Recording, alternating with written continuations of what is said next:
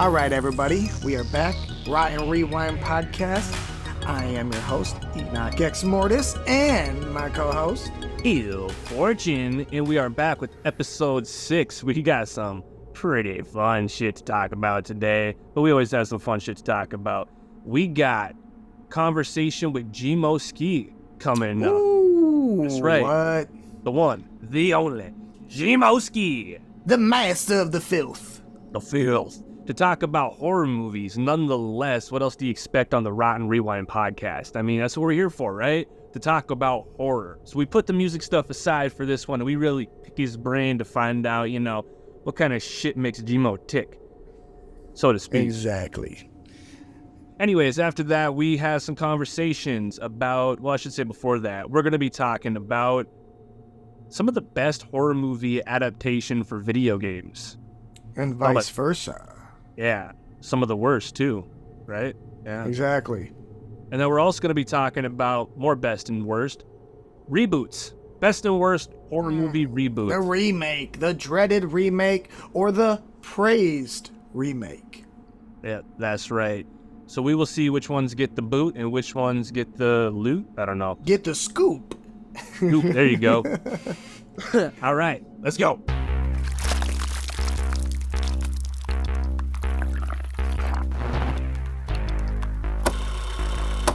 This subject here, we're going to dive into the best horror movie video games. What you got, huh, Il? What's your, what's your take? I am a very big gamer, and I almost exclusively play horror video games on console, nonetheless. I know there's some people watching this that are like, you should be on a fucking PC if you're going to play horror games. It's true, all the best ones are on PC, but I just don't work like that. I'm not wired that way. I could even plug my controller into my PC right now and play video games, but I just don't want to. I grew up on fucking console, and that's what I'm going to stick to. 90s babies. Yeah, I'm an old man. I was stuck in my ways. My Xbox is all I need. Anyways, for my top one, man, I'm going to start at the bottom and work my way up. One of my favorite adaptations was the Alien Isolation video game. Have you heard anything about that? Is that the one that came out recently or the old one? Well, recent as like a couple years ago, like 5 years ago maybe. Okay. And there's another new one that like is coming out. Never played it.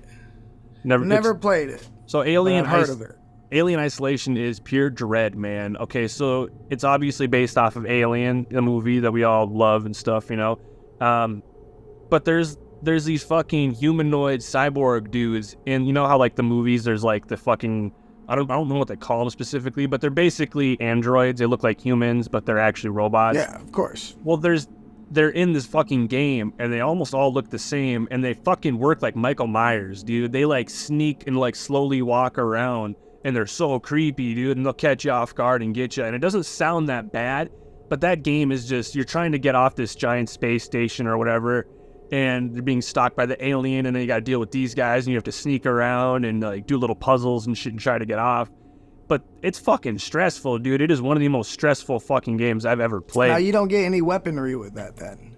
I don't remember. I don't think you get weapons. I mean, maybe a pistol, it's hard to say, but it's not a shooter-based game. It's more of a hide and survive. It's more of a hide and survive. Okay, cool. Yeah. See, I'm gonna go with I'm taking it back to the PlayStation 2. All right, Evil Dead. Now I have 2 on this list that are based off of this, but first we're gonna go with Evil Dead Regeneration. All right, that's probably my favorite. My favorite horror movie video game is Evil Dead Regeneration. Is that the Xbox? Amazing. That's like Xbox 360, PS2? I think it was Xbox One, like the very first Xbox, and PS2. I don't think it ever came out on 360. I'm actually pretty positive it never came out on 360. There was an Evil Dead game for 360.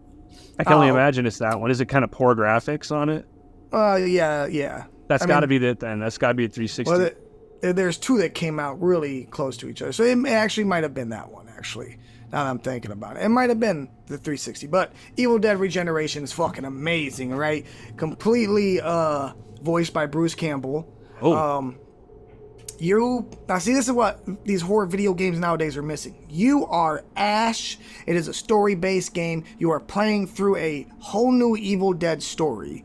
You're Ash, chainsaw in hand, boomstick in the other, and you are mowing down deadites. And the coolest thing is he has a little deformed sidekick, right?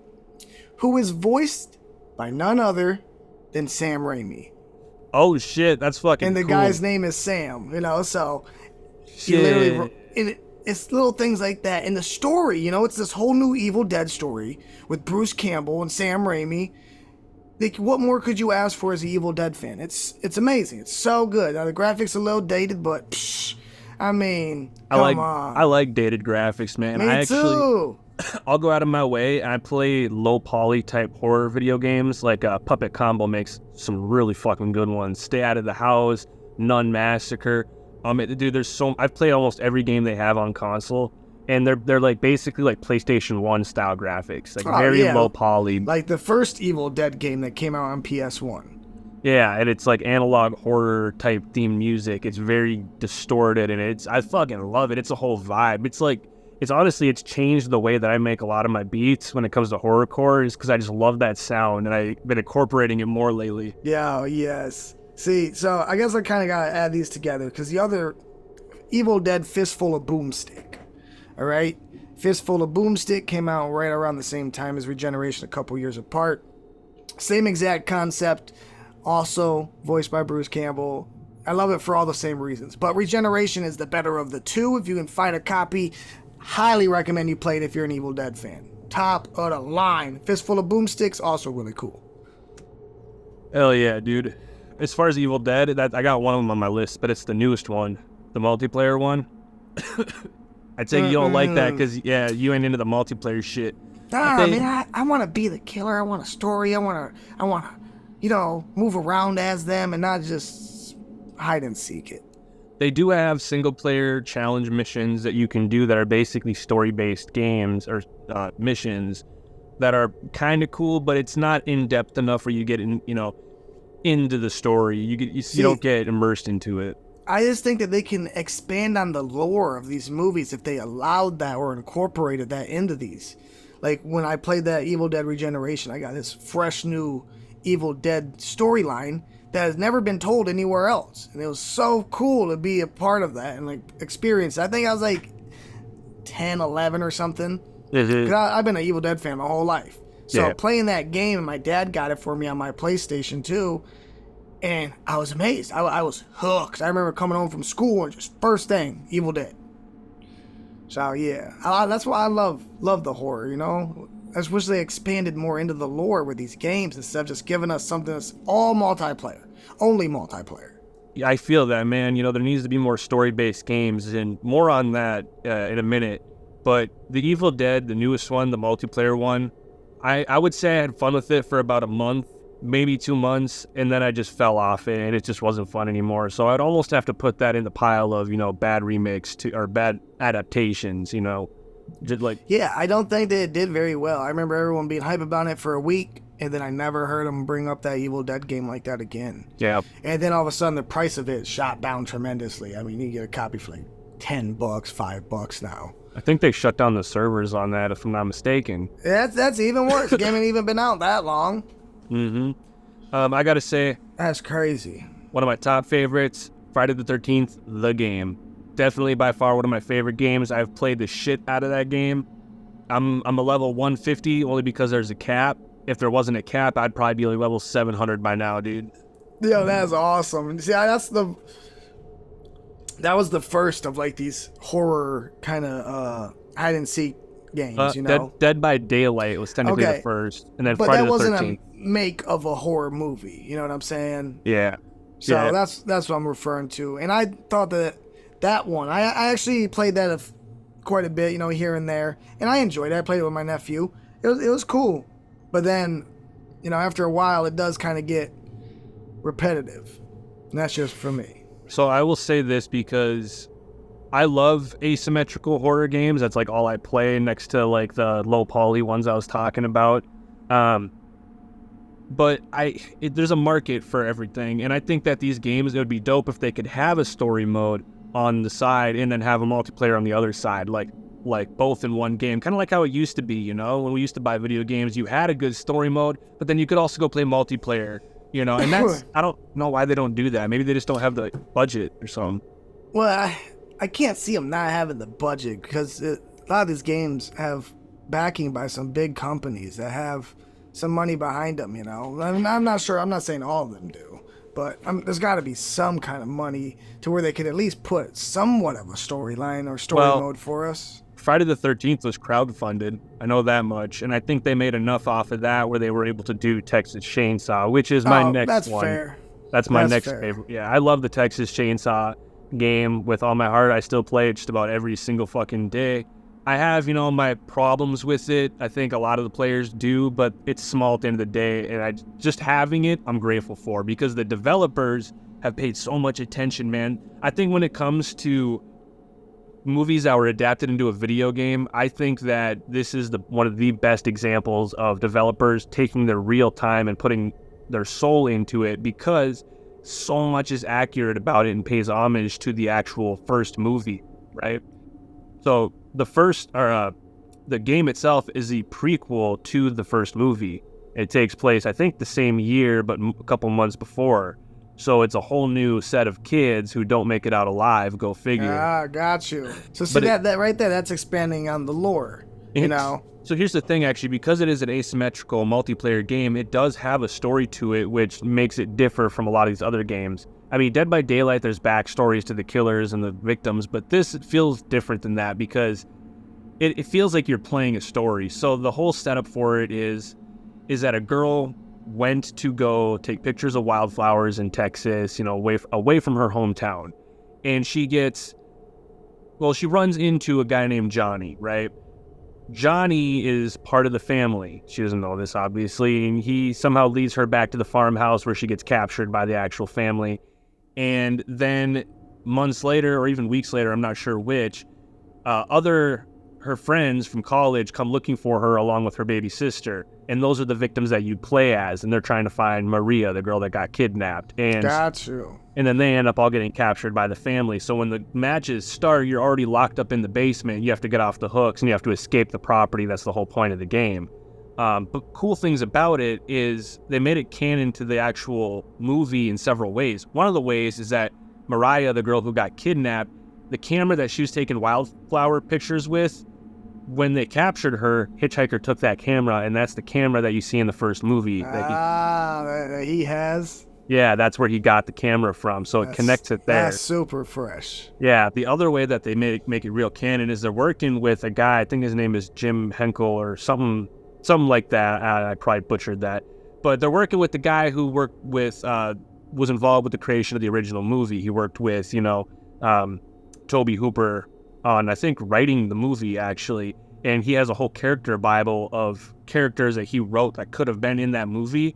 And that's where they're pulling their characters from for their killers. So they have the original 3 family members, but they've been adding new characters like Loretta Sissy Sawyer, Donnie.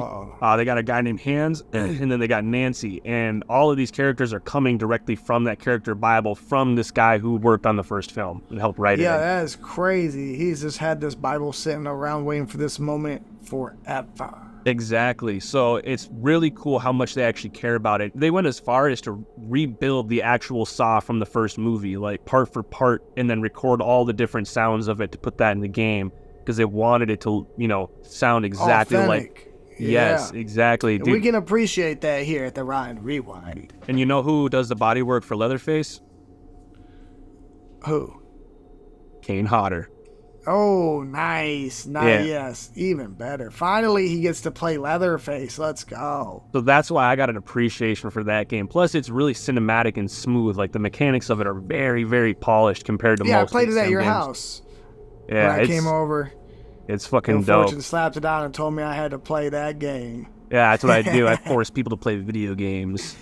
So then I forced him to watch The Void. Yeah, that's at the top of my list for the best fucking adaptations. What about you? What else you got? Okay, I got one that seems like a fever dream all the way back from 2002. It is John Carpenter's The Thing. They're remaking that. They're remaking that game? It's almost done, I think. There's already a trailer that is amazing. That game was like, I remember playing it like bits and pieces, and we were talking about this. I was like, man, was that a real game? And I looked it up, and it actually was. So my 7-8-year-old mind, as fuzzy as it is, I still had pieces and bits remembered of that game, like transforming into the monsters, and it was super fresh, especially as a kid. It's like, yeah, this is so cool. So hearing that they're remaking it, I hope that is the case, because that would be super cool. I'm pretty excited for it. It is a good time to be a horror fan in the gaming community. We're getting spoiled outside of adaptations. We're getting so many good titles like Outlast, and then the new Evil Dead, or not Evil Dead, the fucking Resident Evil games like I forget what it's called, Biohazard. That was part 7. Yeah, and then the Village was the one after that. There's just so many good horror. Those are kind of older, but there's so many good games. Those are good. Both of those are great. I love Biohazard. Have you played Outlast at all, 1 or 2? I heard those are fairly good, though. Significantly better, I would say, than Resident Evil. There's no fighting back. Real? It's just run, hide, or die. You should definitely play at least the first one, dude. It's you basically a reporter that breaks into an insane asylum, and then you end up in some shit because all the crazy people in there are basically running loose and running the place. And when I say crazy, I mean literally fucking like kill you on sight and like do some insane weird shit with your entrails type crazy. And this is console. This is on it's on everything. Cool. But yeah. I'm writing that down. I'll add that to my list. Outlast, yeah, dude, it is fucking amazing. It is such a scary game. I would say that's the best horror game that I've ever played in my life. Hands down. It's the most terrifying for sure. But yeah. Cool. I don't know if I have any more best adaptations on my list. Think we're good on that? What about worst ones? I mean, when it comes to adaptations, I mean, easily. The NES Texas Chainsaw Massacre game. Oh, you could say that for any of the NES games. For those, I think they're all pretty shit. I've tried to play them all. I'm just Friday the 13th wasn't complete. Friday the 13th was the best of them, but the Nightmare on Elm Street one was really, or maybe the Nightmare on Elm Street one was better. I don't know, but I know the Texas Chainsaw Massacre one was really, really bad. Yeah, they're actually coming out with. I think I might have mentioned this. They're coming out with 2 Jason Voorhees games, 2 Friday the 13th video games. One of them is supposed to be story-based. Gosh, let's please, I'm praying for that. And the other one is multiplayer, but it doesn't specify how. It says it's not asymmetrical, I believe what we got. Could you imagine if they did a fucking Friday the 13th game like God of War? And Jason is like Kratos, and you just like upgrade his mask and get different machetes and different weapons. Maybe you get the fishing spear or the axe, and I would play that. And you get a skill tree. Could you imagine a skill tree for Jason Voorhees? Yo, that'd be kind of cool. Take my money now. I would play that nonstop. Would you want to play, if it was a Jason game, would you want to play a recreation of the movies, or would you want to play a fresh new story? Fresh new story, but encapsulate the characters. Like I was saying, upgrading different masks, or even better yet, you find masks hidden in the game. Like some secrets. Or maybe you get a solid gold Jason mask. That would be fresh as hell. So here's the thing. Here's what I think about would be the biggest challenge as a developer. How do you decide who to play as? Do you let them play as a victim survivor role and let it be scary as hell, or do you let them get into the killer role and let them wreak havoc in a not so scary experience? That's the challenge. And is there a way to balance it where you can do both but still make it immersive, where you don't take for granted the character you're playing? You put Jason in a situation where he isn't the biggest and baddest. Let's say Jason really did go to hell at the end of Jason Goes to Hell, and now he is fighting his way on Dante's Inferno level through hell, and you're fucking Jason. I'd take my money on playing that. I'm not saying that wouldn't be dope, but that's like for the breakthrough game for Jason. I don't know if that would be it for me. I would want to see them do something more traditional first, and then a couple. I just don't want to be the victim. I just don't get my kicks out of running away. I want to fight. Yeah. That's how Katie is. She's like, she doesn't play those games like Outlast. She won't play because she can't fight back. And I'm like, oh, that's like, for me, I like that because it makes it scarier. You feel like vulnerable, like you've got to get the hell out of there. You got to fucking get away. If you can fight back, you feel invincible, like nothing can touch you. And then you don't get that fear experience. Like, I don't I don't get that fear from movies anymore. I don't get that adrenaline rush from watching horror movies. Not even watching ghost movies at nighttime at 3 a.m. by Well, yourself? I get that, but it's a different kind. But in video games, when you have the headset on, like the Turtle Beaches, you got the 3D audio, Atmos. Yeah, I could. And you're sitting there in the dark. Dude, it is the biggest rush. It's like the scariest haunted house times 10 when you really get into it. That's why I love horror games, because it gets my fucking heart going, and it's like the jump scares. Maybe I'll have to dive into this Outlast game. Now I'll put an exclamation mark. That's how I get my kicks, but you got to get the headset, man. I don't know, it might be worth investing some money. I got a headset right here. There you go. I'm wearing it. Yep, you got to have the full experience. It is terrifying, man. On another note, Halloween is getting some video games too, apparently. 2 video games, I think, is what I heard. If that'd be fucking cool. It's about time Michael Myers got a fucking game. Yeah, it would. I just feel like a lot of the times, a lot of them are just trying to copy what that Jason game did. And I think it's kind of like cookie cut and rinse and repeat, add some new things, like what they did with that Killer Clown game. I don't know. I mean, I haven't played the Killer Clown game. I thought that the Texas Chainsaw Massacre game was enjoyable, and the Friday the 13th, but I just don't know the longevity of playing them games. Like you said, servers are getting shut down for Evil Dead, so I don't know. Yeah, that's exactly it. And they're not going to make money with these story-based games either after the initial launch, and that's the sad truth of why they make so many multiplayer ones, is they want to have something that's passive income rolling in, or semi-passive. So they put microtransactions in or things like this that allow them to continuously generate money, of course. And that's pretty much how that's exactly how all gaming is going. That's just the move to the future, I guess. Yeah. I want to see Freddy Krueger get a game. I think he deserves one. I think that would be one where you'd want to play as the killer, and it would work very well. You'd almost have to, because how else would you kind of manage going from the dreams and like a dream walker, if you like the main character trying to go into your friend's dream, you'd pretty much have to be Freddy. Yeah, I don't know how you would do a game like that. It's interesting, man, because Freddy just makes shit happen. It's like, that's why I'm not a game developer, I guess. But right, or maybe that's why nobody's done it either. Is just because it's like, how do you do that properly? That's a tough one. Exactly. That's why we stick to making the good old words on the paper.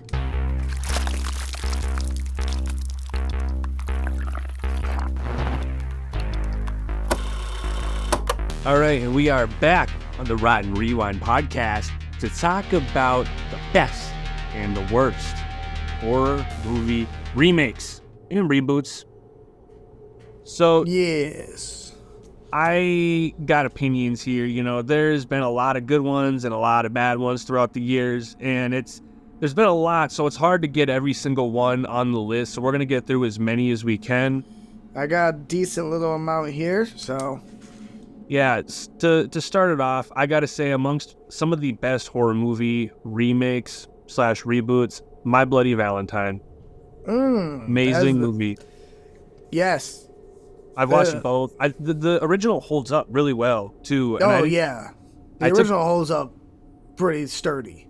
Mm-hmm. I took my time before I watched the original. Usually it's the other way around, but I actually grew up on the remake, which maybe that's why I have so much, like for it. I don't know. It's a good movie, though. I thought, going back and watching the original a couple years ago, I was like, okay, yeah, this is a fucking insta classic. Surprised more people don't talk about the original the way they do the remake. But apples to oranges, I don't know. I prefer the new one over the original in this case, definitely. Fair. All right, mine right here, undeniably one of the best remakes ever. 13 Ghosts. Oh, 13 shit. Ghosts is... Well, I mean, come on. Half you people out there might not even know that it is a remake, But yes, it is. There's an old movie by Vincent Price, 13, well, not by, but starring Vincent Price with 13 Ghosts. And yeah, I'm not saying that the original, I'm not throwing shade at the original, but you can't hold a torch to what we are graced with 13 Ghosts. I remember watching it as a kid and being amazed. I love movies that have a variety of characters, like Hellraiser with the Cenobites. I love that.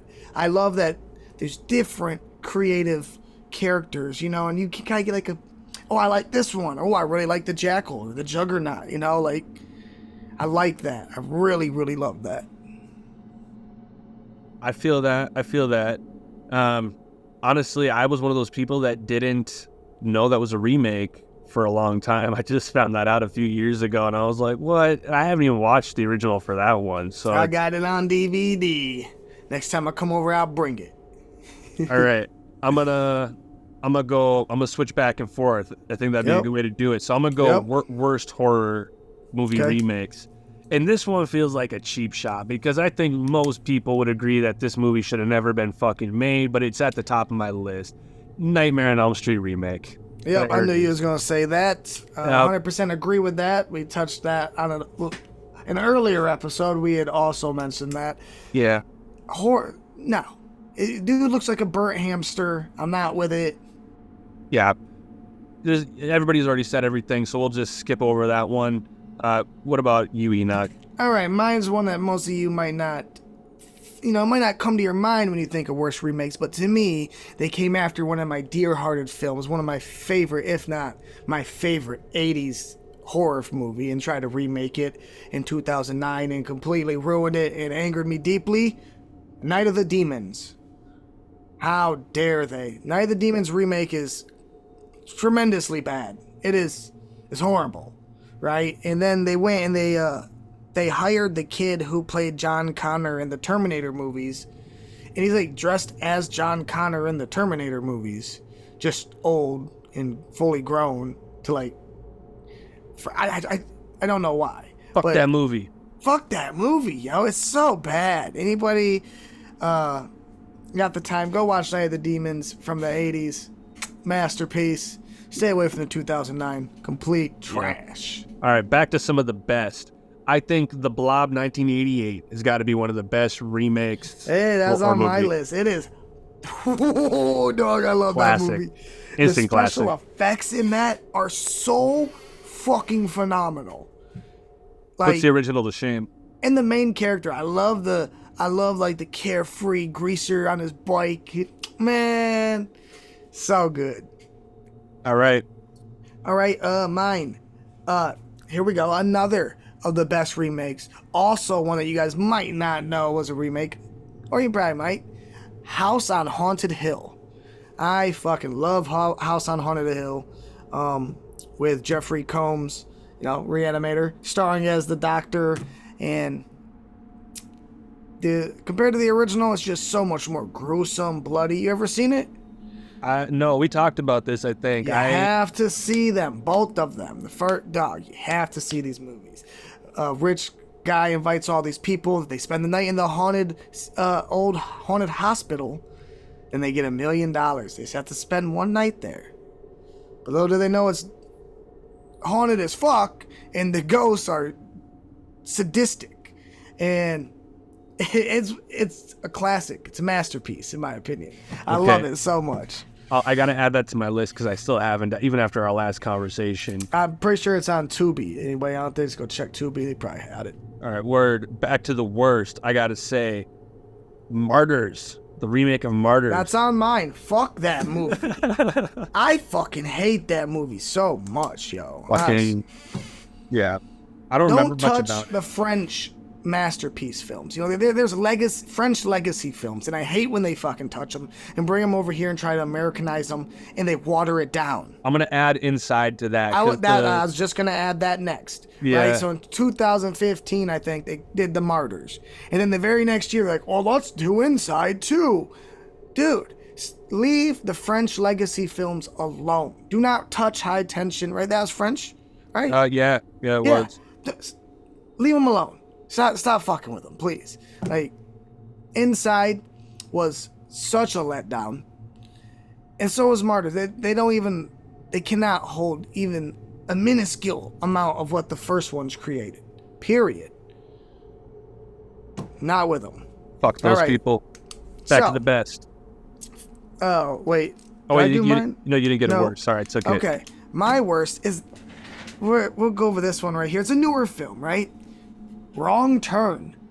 They just did that remake to Wrong Turn. What the fuck? Yo, I watched Wrong Turn to see deformed people chasing and eating people. Is this the one with like the deer skull mask thing? Yeah, I don't care about a cult. I don't want to watch no cult. I want, 3 decades of inbreeding deformities, just not able to speak, just hunting people down and eating them. That's what I watch these movies for. I don't want to watch The Wicker Man. If I want to watch The Wicker Man, I watch Wicker Man, or I'd go and watch Midsummer, which is a bootleg of Wicker Man. That's a bold statement right there, Enokh. I've never seen The Wicker Man, so I can't even say that's bold, but I like Midsummer, so... I'm not saying I don't like it. I'm just saying they drew a lot of parallels from that to Wicker Man, in my opinion. But, yeah. So, fuck Wrong Turn, yo. What? Come on. Get this. So back to the best. I just watched, for the first time in my life, the original Dawn of the Dead on VHS, because I own it. It's fucking dope. It's actually right over there. It is. I love that. That's Tom Savini at his finest, his, first, proving himself. That's his proving ground. Dawn of the Dead was Tom Savini's, real proving ground. But I gotta say, I think the remake is far superior. I found the original dog shit boring. Effects were phenomenal. I loved the effects part of it and all that, but the story of it drags. It drags. It's like a fucking snail. Yeah. Oh, I don't really go back and watch a lot of George Romero films like that, because he does have the pacing problem in a lot of them films. I'm not saying all of them are like that, but no disrespect, George. No disrespect. Of course not. I love his movie Martin, the vampire movie. I think that's a genius take. Well, he's the king of ghouls. He really is, Yeah, yes. I'm not taking that away. It's just that one is just super slow. It's slower than Night of the Living Dead, somehow. Yeah, even the remake of Night of the Living Dead that Tom Savini directed. Remember that? Was that Day of the Dead or Night of the Living Dead? It's Night of the Living. That's Night of the Living Dead, yeah.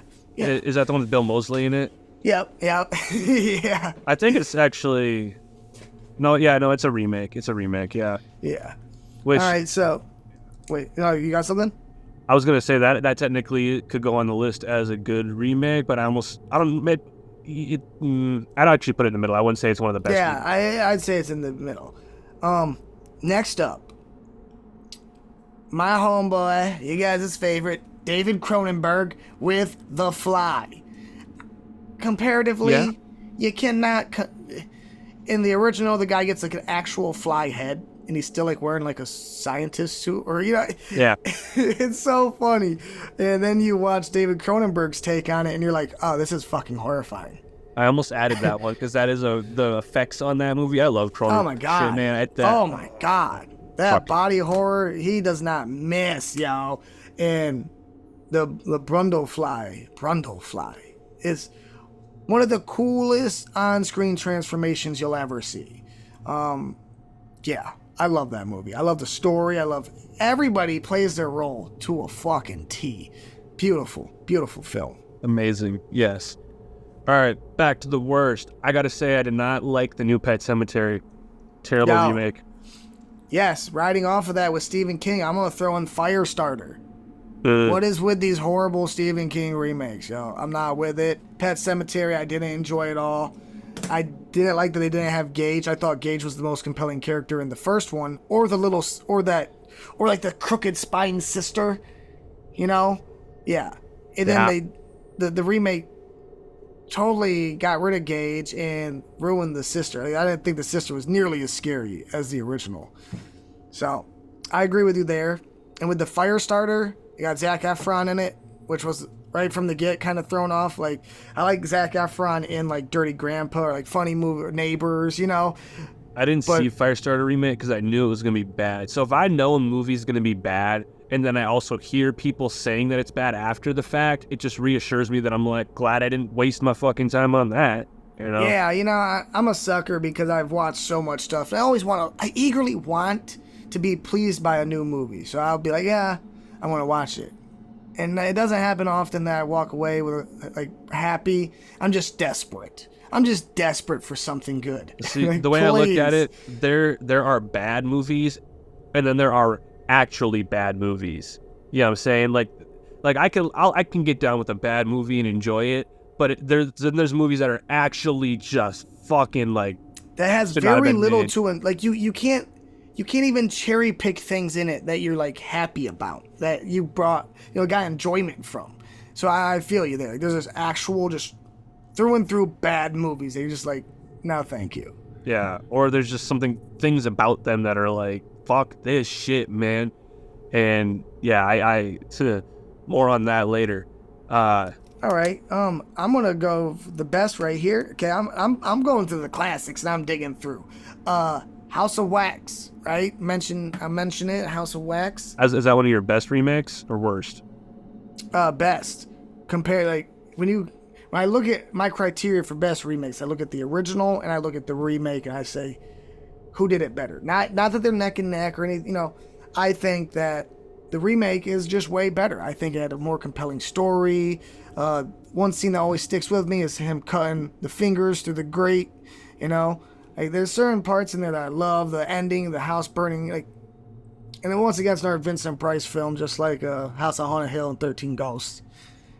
So haven't seen the original House of Wax, but I love the remake because I grew up on it and I loved it back then. I still love it now. I think it holds up the fucking part where he cuts the Achilles tendon or whatever. Yeah. So perfect. Any movie that does that, that's the one thing that always makes me go, oh, and the whole peeling off the wax skin, you could see like his blood or his flesh underneath. Oh, man. So cool. I love that shit. Okay, let's see which one is worth mentioning here. I gotta say, I actually enjoyed the It remakes. I don't know how you felt about them. I love the original, and it's not that I think that the new ones are better, but they're more entertaining to watch. I love the original Pennywise better, though.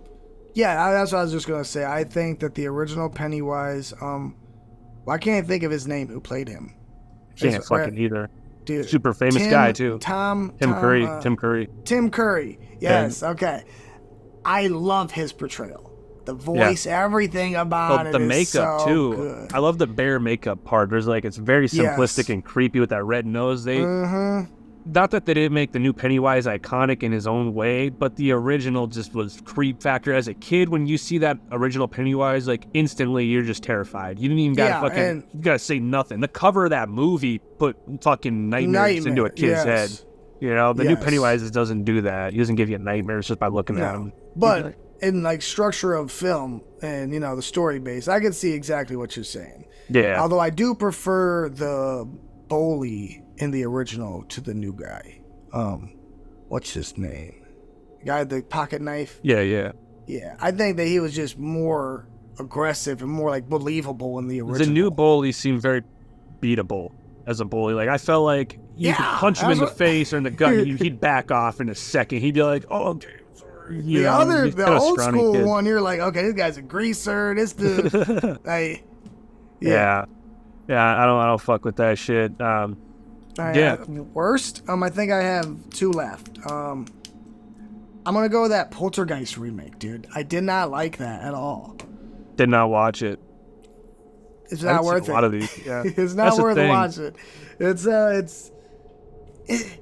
has that. It suffers from that sickness that a lot of these new movies have, where they think that because they put it in a new camera light, or you know what I'm saying, they upgrade it to modern aspects, that you don't have to do as much to sell it because it's a legacy film or what, and it's a horrible way to make a remake, and just stop doing it. It's trash. Yeah.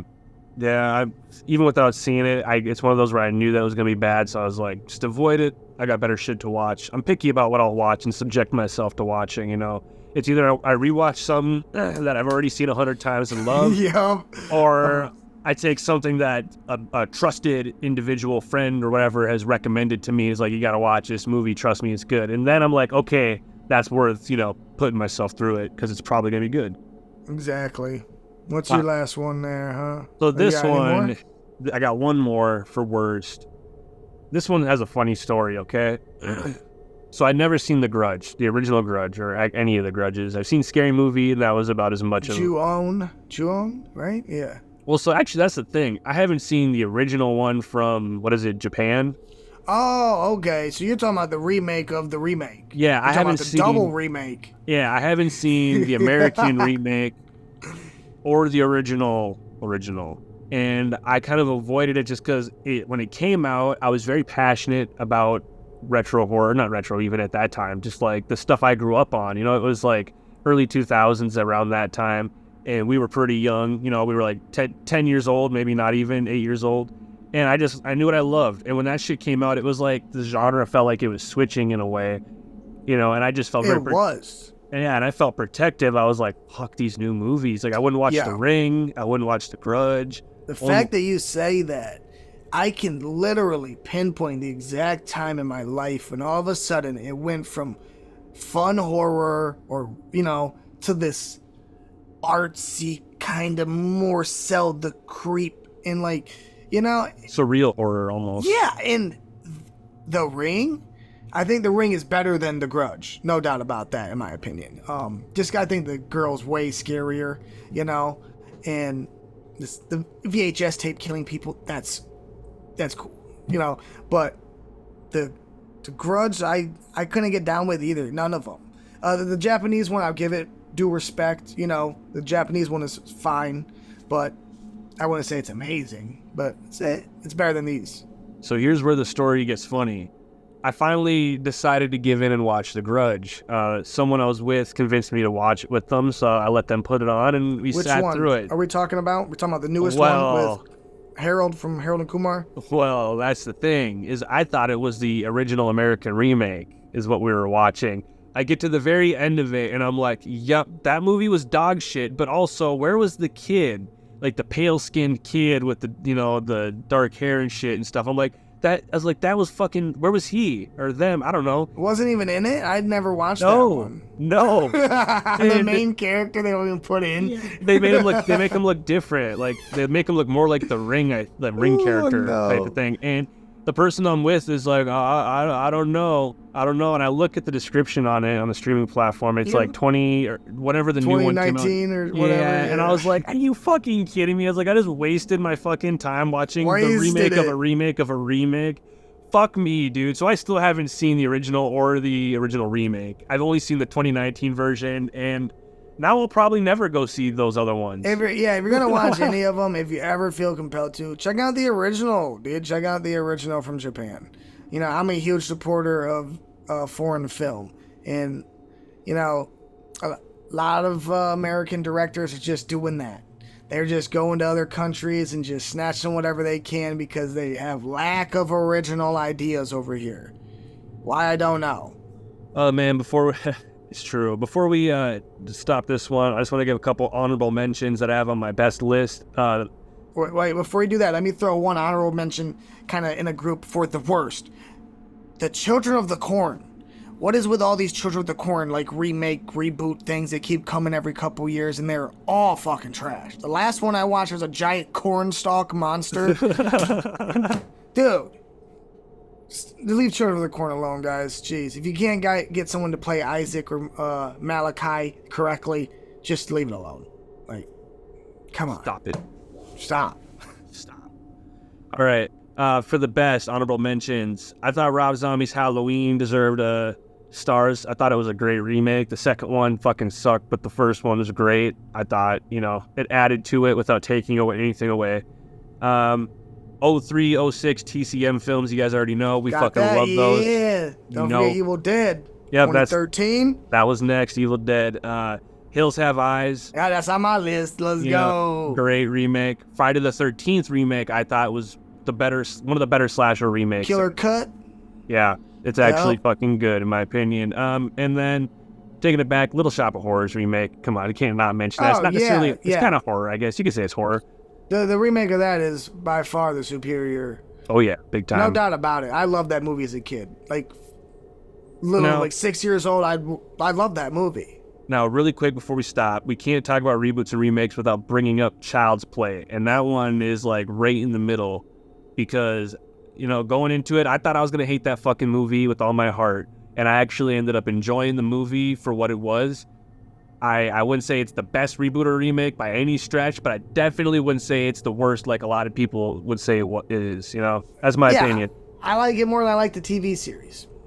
Yeah, it's more entertaining than TV. Well, I like the TV series too, but I would say it's still entertaining. You know, I liked it better than the last 2 Chucky movies for I sure. just like in the remake, like in the series. I think that they try to make Chucky like full-fledged modern comedian thing. I don't know. They watered him down. And I don't know. There's just something about it I just don't really like. You gotta be scared. I watched it, and I'm just like, I don't know. Yeah.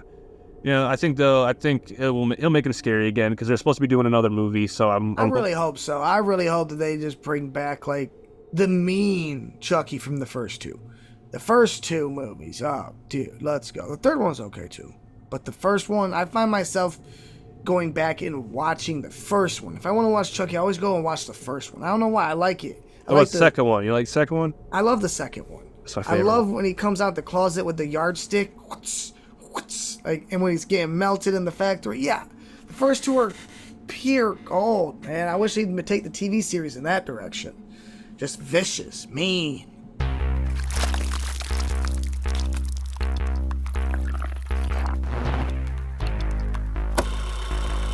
Longlegs. We're going to start with a spoiler-free review, and then we're going to get into the nitty-gritty and spoil the shit out of it. And we're also going to start using a newer scale. What is it? The Rotten Scale?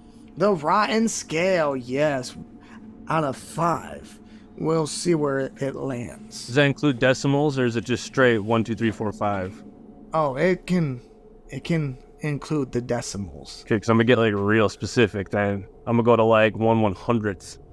Sounds good to me. Okay. All right. Longlegs. That is what we are talking about today. It's been out for a month or 2 now.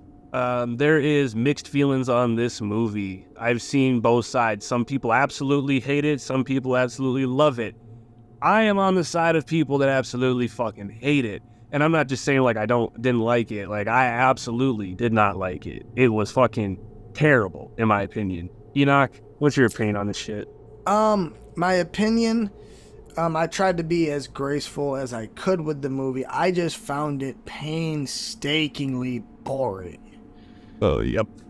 Yep.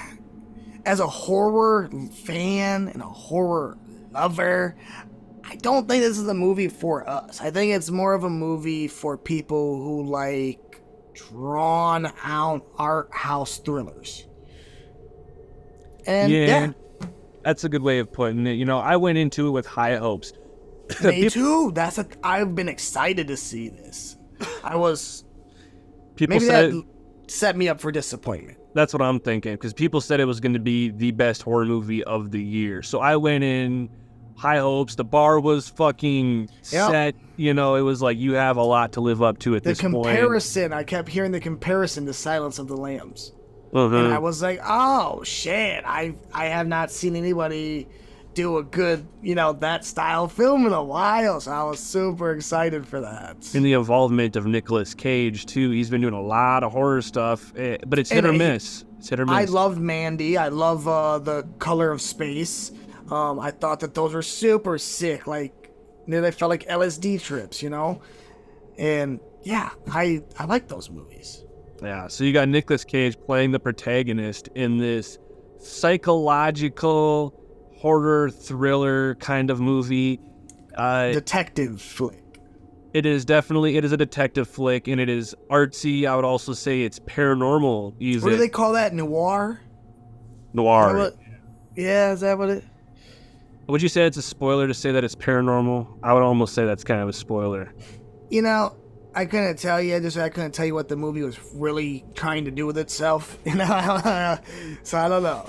I mean, I figured it out, but it is one of those where you don't know what's going on until like pretty much the very end, and then you're like, oh, okay, makes sense. Fucking dumb. Yeah, it is one of them things where like instead of having the aha moment where you're like, oh my god, like, wow, feeling something from it, it's more just like, really? Yeah. Oh, all right. It's too bad we don't have someone here to play devil's advocate for it, because I really got nothing good to say. I have some good things to say. I will take that helm, and I like I said, try to be as fair as I could. There are things that I did appreciate in the movie, so we can dive in and we'll go through that. All right. I think. Yeah, but I think it's ready? time. I think it's time. Let's get into the spoiler side. Enokh, kick it off. This fucking. All right. Warning. First, we'll go with what I didn't like. I got a list here. We're going to go down the long, still camera shots. I don't like them. I don't like camera on the tripod and then people moving around. I want a more active, interactive camera. That's that art house shit that I'm not a big fan of. But on the other side, one thing that I did like was some of them wide lens shots. Okay, so when they had the really wide lens, like when she gets out the car in the beginning, I like the wide lens that they utilized there, but I just wish the camera moved more. That was just boring the hell out of me. That's fair. I didn't pay as much attention to the camera angles and movement side of it. When it comes to artsy films, I don't mind that kind of stuff so much. When it comes to artsy films, it's the randomness that I fucking hate. It's the abstract that I hate. I don't like non-logical things that have no point or lend themselves to the narrative of the story. It's so fucking annoying to me, and it bores the shit out of... In an already boring movie, you're just making it worse. So, I gotta tell you, my least favorite part about this movie was the random fucking jump scares with the snakes. It would just be random as fuck. It'd be like a slow moment where nothing's really happening. All of a sudden, image of red snakes fucking right in your face with a high stinger to fucking pierce your ears. Yeah. And then cut back to whatever else was just going on. It's like, there's no snakes in the movie, I don't even think. Like, there was no point to that even. Yeah, when they add that kind of... It's just the cheapest route to take in horror, and we don't have appreciation for it. Anybody can do that. We can do that right now. I could have ill fortune edit a jump scare right now. That's just how easy it is. Hope you guys enjoyed that.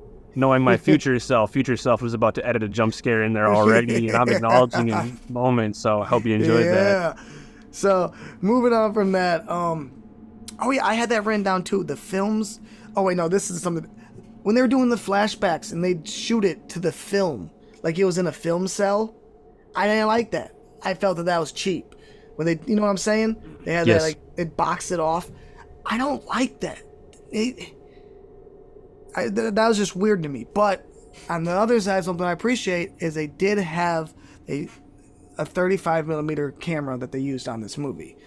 So I can appreciate how it almost has that grindhouse style look. It's a very beautiful film if you look at it from that, like just from like the shots and how it was filmed and the camera used. It's a beautiful movie, but it still falls. That doesn't make up for the lack of movie that it was. The randomness, man. Like, Nicolas Cage's character is called Longlegs, right? Why the fuck is he called Longlegs? Did they ever say in the movie? You've seen it more recently than I have. Did they say why they call him that? No. I just watched it like an hour or two ago, and they did, I didn't catch it. There's so much potential. So much potential. It took me 3 times sitting down to watch the movie fully. And that doesn't usually happen unless I'm just like not feeling it. It's not grabbing me from the jump. And, one of the things that I think had to do with that is it wasn't scary. It wasn't that violent, I was expecting a little bit more gratuity, and I just didn't get it, and I was kind of bummed out from that. Yeah, it didn't lend itself in any way. I don't even think it really showed much for kills, if I can remember. A couple, I think, axe bashing, and I think the off-camera kill of that like cop and his wife or something in the kitchen. But you know how we are. We don't like off-camera kills. Yeah, I almost walked out a few times in the theater, to be completely honest. Because I watched it in theaters with high hopes, and I was just like pissed off, ready to go. And I still watched the whole thing and gave it a chance. And you find out at the end that it's the fucking devil or whatever is in these dolls that Longlegs is building and then placing with these families, and then they kill them. They kill each other, basically. That's the whole movie. That's the twist right there, right? Fucking dumb. You wait a whole movie to find out that's what it's about. Just be upfront with it and exploit it. Why do you gotta fucking make it a twist? Yeah, if you would have exploited him as like this evil doll maker who's making possessed dolls to kill, I would have been way more invested in that. Yeah. Than this hard to follow, boring, confusing movie that would just like sprinkle in some magic or sprinkle in some and it doesn't lend itself into the into the movie that well, because I'm always like sitting there. I kept finding myself just going, wait, what? Yeah. Wait, how does... And not in like a good way either, not in like a way where you're like, wait, what? It's just like, oh, okay. See, this movie had potential and it could have been salvaged. Like, what if the doll itself could grow like super long legs and then move in this really creepy fashion, as it comes at its victims and kills them in just really bizarre ways? Like, you could have made sets of kneecaps. It's what I'm saying, like weird articulation, You could get... I don't like the idea that the people were killing each other because the devil in this doll was telling them to do it. The devil doesn't need a doll to get into people's fucking house and into their hearts and minds. The devil does that shit every day just off the cuff, just because he loves to do it. You don't need Longlegs to help him fucking do it. Like, his what the legs fuck are is long going enough. Oh man, some of the acting in it, I really didn't. I didn't really like that. The cops. So not the detective female. She is okay. I still think she was a little stiff in this movie, but her partner, the chief or whatever, who killed his his wife in the kitchen. I don't know. I don't know. He seemed really flat the whole time. Like, his acting, I just wasn't vibing with it that well. Everybody seemed like just so like stiff and super serious, and like this wasn't like much going on with any of them. Like, there's nothing to like or dive deep. Like, there's just nothing there. Nothing entertaining. I really don't know what people saw in that movie. I don't know what it was that people liked about it. Nick Cage. That's what about they it. liked. They're like, I like his performance. I mean, it, again, had potential, but where everything surrounding his performance was dog shit, which makes his performance, in my opinion, seem just weird and awkward and stupid, out of place. It was weird. It was awkward. I did enjoy when he said this one line in the movie that I think is the only real quotable line in that, where he's like, white as tits. And I was like, what the fuck? White as tits? What the fuck is... I thought that was hilarious. I rewinded it because I wanted to... I had to rewind that. I was like, wait, what did he say? White as tits? What? It's not even a great analogy, because tits are all colors.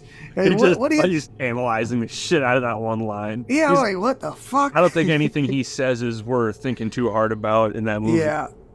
So another thing that I did enjoy, though, even though it was a letdown, their marketing campaign, it was genius. It got me hooked. It got me invested. I want, it got you.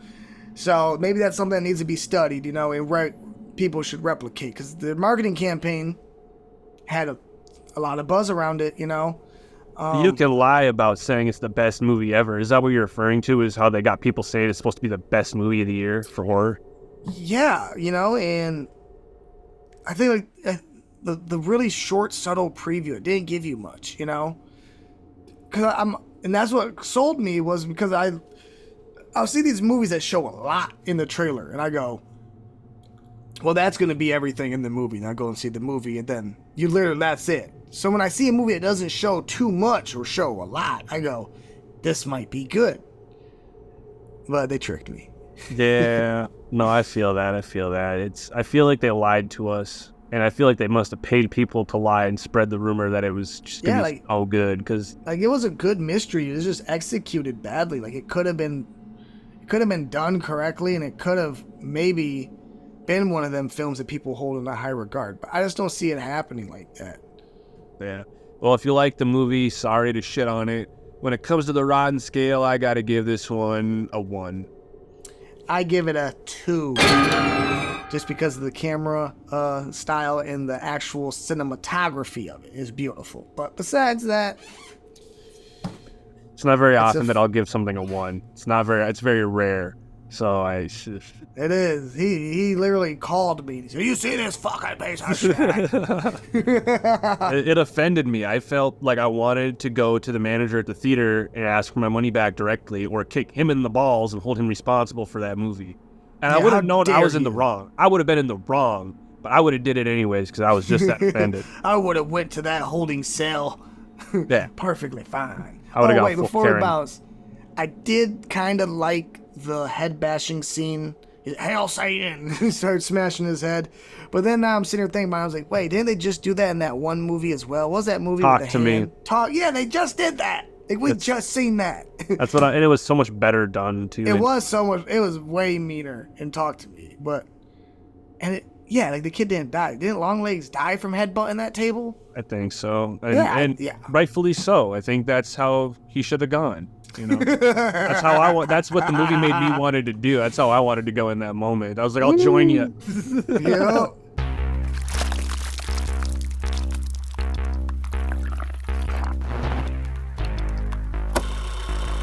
All right, we are here on the Rotten Rewind podcast, episode number 6, and we have joining us today, Skee. How you doing, Gmo? Yo, what's good, man? You know who it is, the motherfucking African honey badger. Shout out to my man, Ill Fortune, man. Let's go. Thank y'all for having me on this motherfucker. Hell yeah, man. It's a pleasure, man. We feel honored to have someone like you on this podcast to talk with us about horror and shit and just chop it up. So let's kick it off.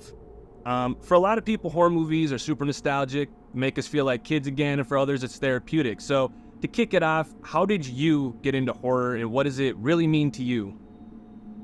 I think how I got into horror was probably just watching movies with my family, you feel me? I say the first scary movie that I saw, it wasn't exactly a scary movie, but it was scary as fuck to me. Yep. And that's how I can remember how I got into horror. And it was Spawn, and that's not a horror movie, you feel me? But as a little kid, you feel me? Like as a kid, you know, going to the movies and seeing that, and the devil and the hell and the crazy clown and just Spawn looking all fucked up, like that shit fucked me up. I feel like I had like the first nightmare I could remember that night after going home for a bit. Yeah, Spawn definitely falls in that. It's not quite horror, but like you said, when you're young, seeing something like that, it sticks with you. Yeah. That's just my earliest memory I could think of horror, man. I think, and I was into that shit. Yeah. Hell yeah. So would you say horror is like a big part of your life? Is it something that means a lot to you, or is it just kind of like something that's just is what it is? I'm gonna say I'm probably a 7 on the scale, bro. Like I rock with horror movies. They're some of my favorites, like one of my favorite genres of movie. You know what I'm saying? And some of my favorite pop culture shit is horror shit. Like I love Jason Voorhees. Like that nigga's a part of my personality. But I wouldn't say I wouldn't front like I was the biggest horror guy. My whole thing is I fuck with anime. I fuck with a whole bunch of different genres of shit, but I love horror. And I'm starting to feel like my attention span is starting to fuck up a little bit because I can only watch shit that's action-packed, like horror. Like, you know what I mean? Like horror shit. Like that's all I can really sit down and watch. It gotta be just action, man. And horror is usually action-packed, so. Yep, I feel that. I got ADHD, so if it's not moving and grooving, I'm out. Bro, it took me like 8 tries to watch Batman: The Dark Knight. Like it took 8 tries, bro, for me to get through that shit, for real. Yeah, it got very slow spots, and you're just I'm asleep. I'm gone. My shit's zapped. I'm zapped, bro. Right on. Yeah, I feel that it's definitely a spectrum for everybody. Some people fully define themselves as just like a horror enthusiast, and that's what they're all about. And other people, it's just like they love it, but it's not a defining factor in their life and their personality. So I feel what you're saying on that. Yeah. Yeah. Enokh, what do you got? Yo, all right. You said that Jason, right? You love Jason. Hell yeah. All right. If there was a battle royale of all the horror icons, you think Jason's taking the cake and walking with it? Or you Hell think yeah. Yeah, you think so? Oh, man. I think so, bro. I think so, man, because I mean, Jason has been proven to be like everything proof, right? Like this nigga Jason is everything. He's proof, been hit right? with everything, right? He's been hit with everything. He turned into a slug, you know? So. Yeah, bro. For real, the motherfucker got blew up and became a heart and was possessing motherfucker. But I mean, what was it? Was it like a special dagger they had to stab the heart with or something? So the everybody Kandarian dagger from Evil Dead. Yeah. That's what it was? Yeah. Yep, the Kandarian dagger from Evil Dead is what was in that The Necronomicon's in that No movie way. too. Yeah, it's crazy. Isn't that so? Is it for real? Mhm. Yep. So they're trying to allude that Jason, the reason he keeps coming back is because he's a Deadite from Evil Dead. Damn, I love that. I never heard of that. I never heard of that theory. That's fire. You'll have to I like rewatch that movie, and when they go into the old Voorhees house, you'll see on that dresser there's the dagger and the Necronomicon. Stop fucking playing. Jason Goes to Hell. I'm gonna watch that. Yeah, it's toward the watch end. that again. Hell yeah. That's wow. I like that. Thank you for that. Yo, we're full of I Easter love eggs lore. here. I love lore shit. So yo, right? Yeah, us too. We're all about that, you know. We love that. So yeah, hopefully you gonna peep that out. I'm gonna peep that out for real. All right, so you got Jason. I watched that movie too many times. I'm disappointed in myself that I didn't see that, bro. But I feel like I've been a Friday the 13th fan for so long, and then an Evil Dead fan for so little, that maybe like when I used to watch the Friday the 13th marathons and shit, I probably didn't know what the Necronomicon was, but I for sure know what the fuck that is now. You feel me? Yeah. So you said Jason. Does that mean you think in Freddy versus Jason, you think Jason won that fight? I think Jason won, bro. But of course he won. Come on. I don't know, man. I don't know. He I won. don't know, bro. I don't know. Like, okay, bro. It depends on what we're calling a fight. Like, if we talk about like, if we were to take this into real life and we saw them fighting in a bar, I'm gonna have to say Freddy won that shit because he landed more hits. He was putting the beats on Jason. Thank you. But he was just ahead. At the end of the night, he was just ahead. But the head winked and the head was still alive, bro. So it's like, we need a round two. Jason, I'm gonna have to say Freddy won, bro. I ain't even gonna lie, bro. Freddy won. Freddy was beating the shit down this man's pants. How you gonna flop on me? Thank you. I just gotta keep it real on the podcast, man. Freddy won, bro. Freddy won. I got my Freddy glove on right now. I've been switched sides, bro. Let's go. That makes me so excited to hear that. Jason was getting help that whole movie. There was interference the whole movie. Every time Freddy was whooping ass, someone had to come step in and distract him or save Jason's ass, if you really think about it. We won't get off on that though. But look, we can't deny that every time Jason landed a hit on Freddy, it was like devastating. Like he knocking this nigga across the room like when he hit him once. You feel me? So they couldn't give him too many punches, but it was like, bro, if this wasn't a movie, Jason would be beating the dog shit out your monkey ass. You ain't even in the dream world. You in the real world. There's no way Freddy would be whooping ass like that in the real world, bro. So that was kind of weird, bro. Jason should have been giving him the beats a little harder, bro. Yeah, Jason walking around like 265 easily. You know? Yeah, bro. Easy. And what, Freddy probably 160, 170? Right, that's a good ass point, though. We done seen Jason get shot, stabbed, all type of shit, bro. Like, how the fuck is like Freddy like dropping the elbow? He was dropping bombs on Jason. No.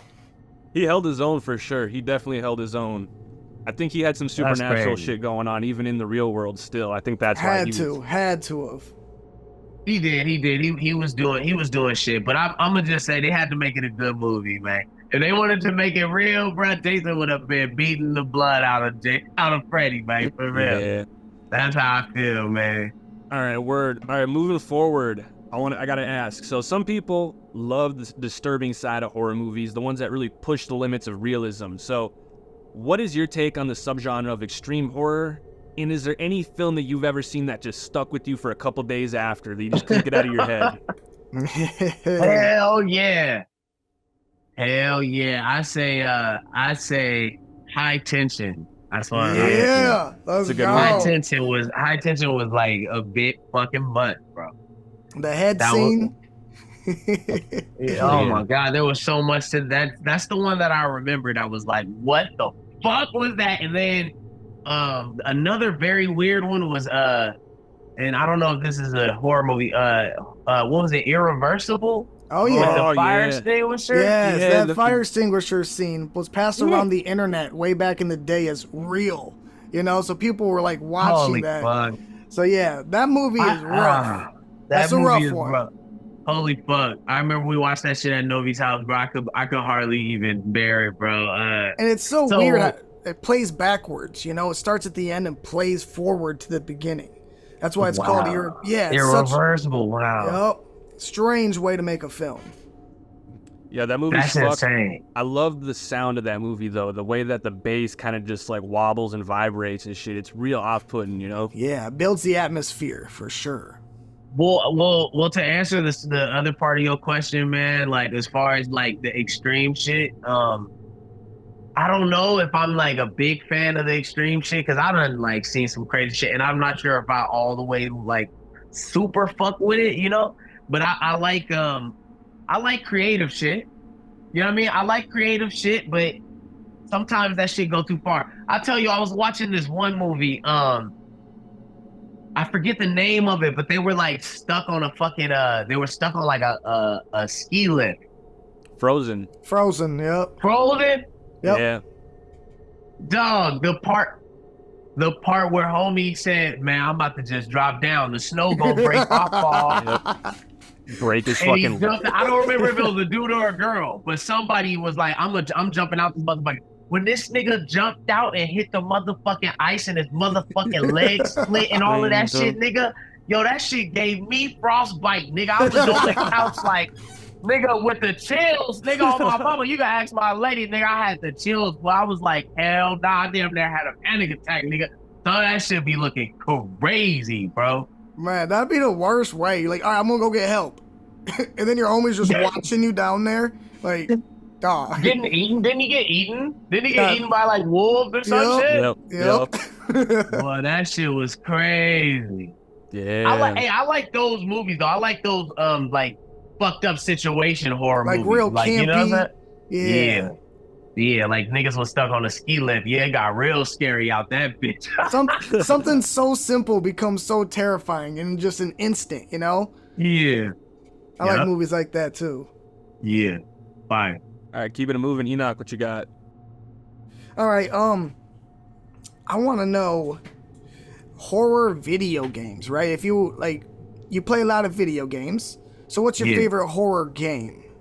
Friday the 13th was the shit, bro. My mama, we was up till 7, 8 a.m. in the motherfucking morning running that shit. Me, my nigga Sal, my nigga Matt, bro. We had the whole squad. Bro, we was on that Friday the 13th game like fucking every night, nigga. I'm talking about every fucking night, nigga.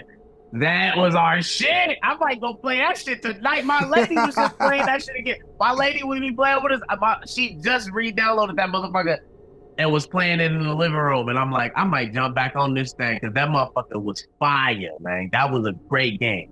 I fucking love that game. I played a shit out of that still to this day. This is the last year you can play it, though. They're shutting the servers down completely at the end of the year. Oh. Don't tell me that. Yeah, sorry to be the bearer of bad news, man. Why are they doing I'm gonna that? have to play. That's crazy. It's because Texas Chainsaw. It's the same developer, so they're more focused on that. Oh no, wait, that Texas Chainsaw. I don't really like that game too much. Now, when I first played it, it was like the scare of it was fun. You feel me? Like the intensity of it when you first play it. We learned how to escape. We escaped a bunch of times, but I don't really like the balance of it. Like having all them killers running around, like multiple killers, is not cool. Like it's not as good as Friday was. It just it's nowhere near as good, bro. Yeah, I play Texas every single day. That is one of my favorite games too. But it's different, games in general, different play styles, and they tweak it like a lot. So it actually plays significantly different than it did at launch. It's almost a new game. They got new characters, new maps. It's every other week they do a patch. Yeah, it's pretty nuts. Now I might have to play it. Is that Killer Clowns game the same kind of setup then? That's closer to Friday the 13th because it was basically so Ilphonic and Gun Media made Friday the 13th and they split off. Ilphonic went and made the Killer Clowns game, and then Gun Media made Texas Chainsaw.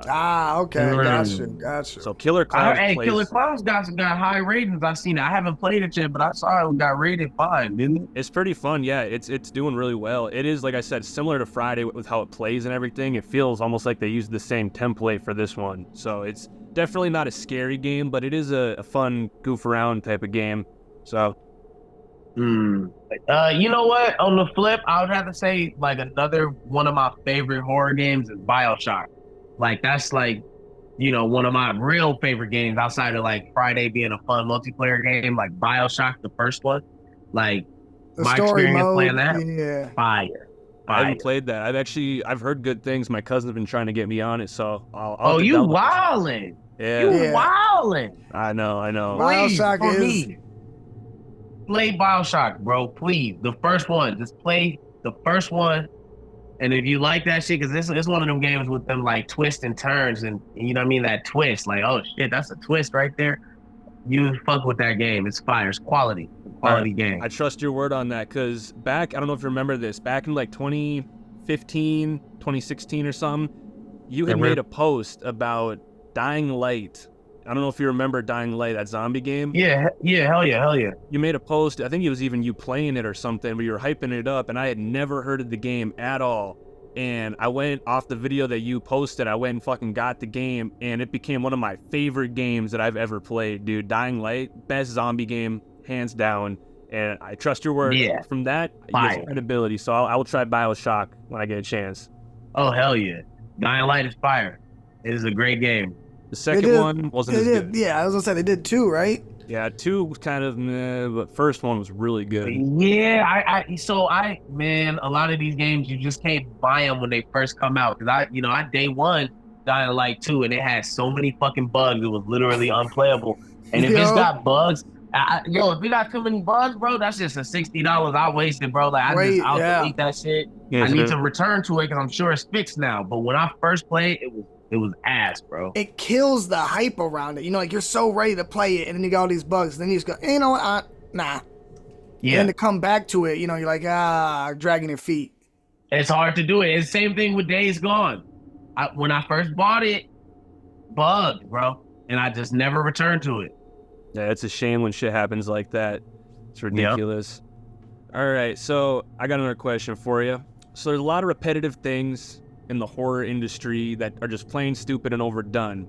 But is there any specific thing that you see in horror movies that just pisses you off? Maybe even makes you want to turn off the movie because you're sick of seeing the same shit over and over. Yeah, I say my biggest horror movie pet peeve is corny twist, like the corny ones, like Scream. I fucking hate it. Like I'm like, yo, this is like I hate horror movies that try to make fun of themselves. Like I'm good on that. I want to feel it serious. I hate it. And here's another thing. I'm racking my brain right now. Here's another one I hate is when a celebrity is the slasher. Like I can't take that shit serious. Like when Kane was a slasher, even though what was it called? See No Evil. See No Evil. Yep. It was okay, but like I guess, but I just couldn't take it serious because it's Kane. He like shoved a cell phone in the bitch's mouth or something. I don't like that. I don't like it when a well-known celebrity. I can't take it serious. It does take you out of it, Like even when they add somebody in, like Busta Rhymes, when they added him in that Halloween, it kind of takes you out of it. Yeah. Now that you put it like that, you absolutely right. I don't even like it when a celebrity is a fucking survivor. You're right. Right? That's weird. I think horror movies have got to be that one genre where you don't want to use well-known people in it. You want to use up-and-coming, fresh faces. That's interesting. I never thought about that. Right? Yeah, because if you see them in other things, you're like, oh, yeah, awesome, But in horror, it kills it for me as well. So it's not real. It's not. It like breaks the third wall almost. Yeah, man, what the fuck is Eddie Griffin doing running from Jason right now? This shit goofy as hell, bro. A good one is House of Wax, right? I thought House of Wax was a good movie, and then they had Paris Hilton in it, and I'm like, for what? What reason is that? That doesn't make no sense. It was for clout. They clout things. Yeah, or how about Texas Chainsaw Next Generation? That's got to be the worst one. Who was in that one? Matthew McConaughey. And then who was the girl? She was pretty famous too. I forget her fucking name, but it don't matter. I don't even know how they got him. I don't think I've seen that one. It's not worth it. Don't. It's not. If you want to laugh though, and if you want to scratch your head and be like, "How did this ever get made?" Check it out, because it's like I do like bad movies though. I like horror. Sometimes I like to watch horrible movies, like because it's fun. Watching people be stupid, It's disrespectful to Leatherface, though. They did him so dirty in that fucking movie. If you watch it, you'll see what I mean. They did him so dirty. And what year was this one? Like mid 90s probably. Yeah, I think it's like 90. Oh, okay. What, 98? Maybe. Yeah, pushing a little later 90s and shit. You can definitely tell. It's fuck that movie, and it costs so much to buy a DVD of it. It's like $40 on the shelf just because of the actors that are in it. It's ridiculous. Matthew McConaughey running up the bag. Yeah. That's funny, man. Yeah, well, we're pushing the time, but Enokh, do you got one more question? No, I think we're good on that. All right, Right. I got one more. This is the easy question right here. To top it all off, what are your solidified top 3 favorite horror movies or franchises of all time? Yeah, there we go. Ooh, okay. It's gotta Enokh. be. Oh man, okay.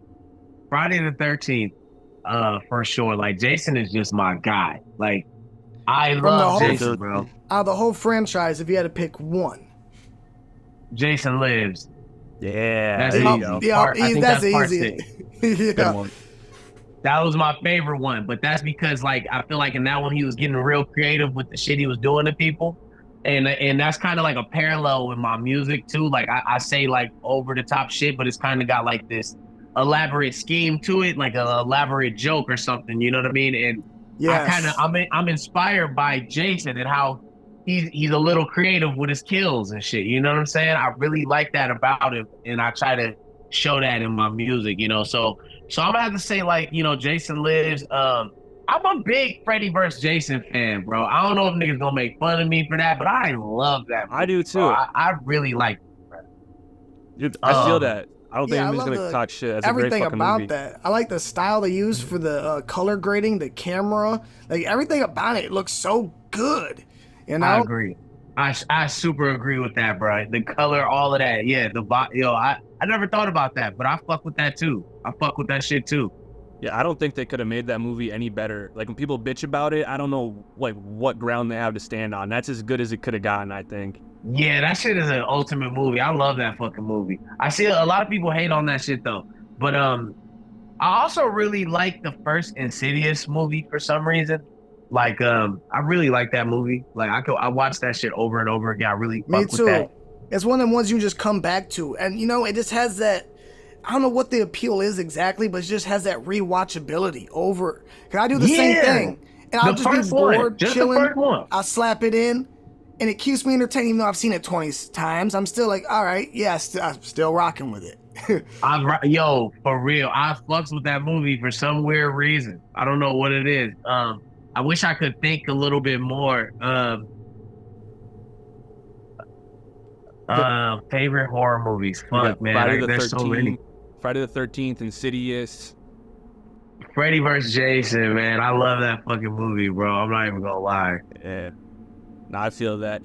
It's kind of cool. A lot of the stuff that was brought up in the last 20 minutes or so are a lot of movies that we've actually talked about on the podcast in the last couple episodes. That's pretty funny how that came back around there. Do you notice that, Enokh? Oh, yeah, universal alignment. Yeah, that's what I'm saying. That's pretty cool. I like Annabelle too, though. Like I like some of them Annabelle movies was really fucking good. I can't remember which ones, but Creation. The one at the house. is that the one where the little girl got hit by the Yep. car in the beginning? Yep. I like that one. I like that one, bro. Yeah, me too. That is the one. I fuck with that one. And I like how that shit connects with the other, which was the one does it connect with The Conjuring or Yep. what? Yep. The Conjuring, yeah. I like all that shit. Really cool. I didn't really like the Nun one. I tried to watch it, but I couldn't really get into it like No. that. Bro, both of those nuns. They just did the second one. And neither... You think they'd learn from the mistake of the first one. But then they just repeated the same mistake. So it's slow burner. It's just... doesn't have that, you know? Yeah. Yeah. Flop, for sure. I didn't get through it. I didn't even get through it, bro. I tried though, because I was trying to watch the whole chronology of the whole shit. Yeah. You know what I'm saying? But I couldn't continue with that one. I always skip though. I just skip right past that one. Like, yeah, I just watched Conjuring 2 because it has the nun in it, and I'm like, that's a way better movie than the nun. You know? That's some real shit. What about God, I just had a movie on my mind. It might have been the second Conjuring, right? Where they're like they go inside like a well or some shit like that towards the end of that shit. No, that's Annabelle Creation as well. Okay, I'm wild. Yep. Okay, yeah. And there's Damn, that I must chair. really like that movie. Yeah, there's Yeah. a chair in there, and they got all the Bible pages around. Fire. Yeah. You know, I'm gonna keep it a buck. One of the earliest movies that scared the shit out of me was the first Jeepers Creepers, because I was young and I just remember the beginning of it had this intensity that I had never experienced at the time, bro. Like, Yeah. But fuck the director. I know the controversy with the director. Yeah, we don't mess with Victor Silva over here, yo. Right. Fuck that Yeah, guy. But that first movie was kind of intense for me though. As a kid, that shit scared the shit out of me. The beginning when he was bullshitting in the well and shit and all of that, and the dude he's driving up behind him full speed and just. You want to hear some shit? I was watching an episode of Unsolved Mysteries a couple weeks ago, and it came across an episode. That fucking movie, specifically that scene, is based off a true story. There was like in Michigan. In Michigan. Yeah. Yeah, they seen a nigga dumping something off. I heard about that. That's crazy. And they actually went back to fucking look and check to see what it was, and they just seen some blood, I think, and some dirty, bloody rags or something. But why the fuck would you go back and check that shit out? That's fucking curiosity. And then what? They just called the police instantly. They instantly called the cops, and they what happened? Well, this was a while. Actually, I don't know. They had to probably drive to a town or something, because this is like back in the 60s or Yeah, something. They were out in the middle of nowhere, basically driving by like an old abandoned schoolhouse is what it was, and he was like behind the schoolhouse and dumping the body.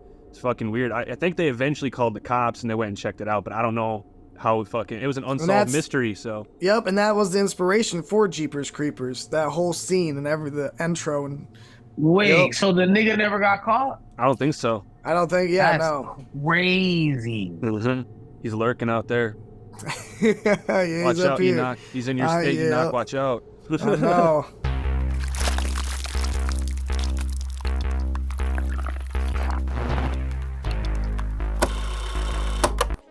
All right, boils and ghouls. We have reached that time where we sadly are coming to an end of this episode. We had an amazing guest, our first guest ever, the one, the only, Fortune, tell him? Skee. That's right. Filth. Filth. Yeah. We talked about horror movie remakes and reboots. We talked about some of the best horror movie adaptation into video games. And then we ended it all with a pretty brutal but honest review of Longlegs. So there you have it, folks. I have been your host, Ill Fortune, with... Yeah, the host, Enokh Xmortiz. Yeah, thank you for joining us for an episode of Rotten Rewind, episode number 6. We'll catch you guys next time. Stay rotten.